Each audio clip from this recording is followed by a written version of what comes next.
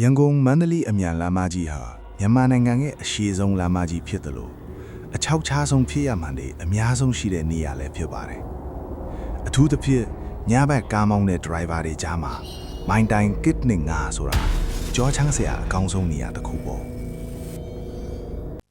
လွန်ခဲ့တဲ့နှစ်အနည်းငယ်က driver ကိုထက်ဟာမန္တလေးကနေရန်ကုန်ကိုကုန်တင်ကားနဲ့တယောက်ထဲဆင်းလာခဲ့ပါတယ်။အချိန်ကညတနာရီကျော်မိုးကလည်းဖွဲဖွဲလေးရွာနေပြီးလမ်းတစ်လျှောက်လုံးကလည်းမြူးလေးဆိုင်လို့မောင်မဲနေခဲ့ပါတယ်။အဲ့ဒီအချိန်မှာသူ့ရဲ့ကားရှေ့မြေအောင်အောက်မှာထူးဆန်းတဲ့မြင်ကွင်းတစ်ခုကိုသူမြင်လိုက်ရတယ်။မိုင်းတိုင်းတစ်ငါအနားကမီးတိုင်မိန်မိန်အောက်မှာအဖြူရောင်ဝတ်စုံဝတ်ထားတဲ့အမျိုးသမီးတယောက်တည်းရပ်နေတာပါ။ကိုထက်ကဒီလိုနေရာဒီလိုချိန်မှာတယောက်တည်းဘာလုံးနေတာလဲဆိုပြီးဇဝေးဇဝါဖြစ်သွားပေမဲ့တနာတာနဲ့ကားရပ်ပေးလိုက်ပါတယ်။ညီမပဲသွားဘူးလို့လေလို့သူလမ်းပေးလိုက်တော့သူမကခေါင်းငုံထားရင်းကနေရှင်နာကရွာဝင်းကိုလိုက်ချင်လို့ပါကိုလို့အေးဆက်ဆက်လေးတန်းနဲ့ပြန်ပြေးပါတယ်။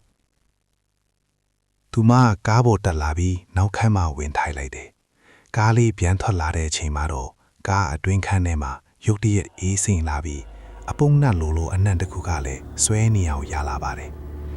ကိုထက်ကစကားပြောဖို့နောက်ကြည့်မှန်ကနေလမ်းကြည့်ပြီးမြဲ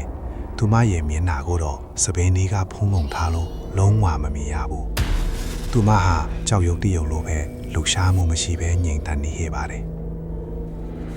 ရွာဝင်နာရောက်တော့ကိုထက်ကညီမ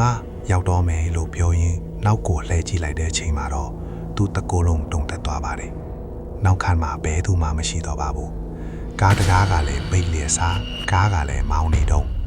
သူမဘယ်လိုနည်းနဲ့မှဆင်းသွားလို့မရနိုင်တဲ့အခြေအနေပါ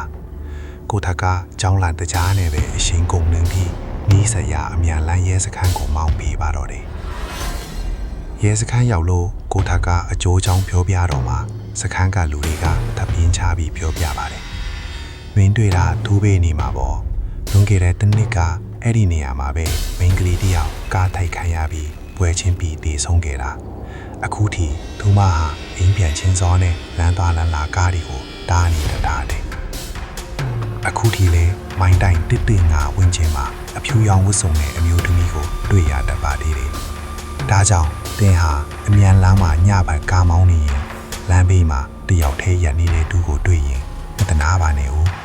သူဟာလူလားဝိညာဉ်လားဆိုတာသိမသိနိုင်လို့ပါပဲ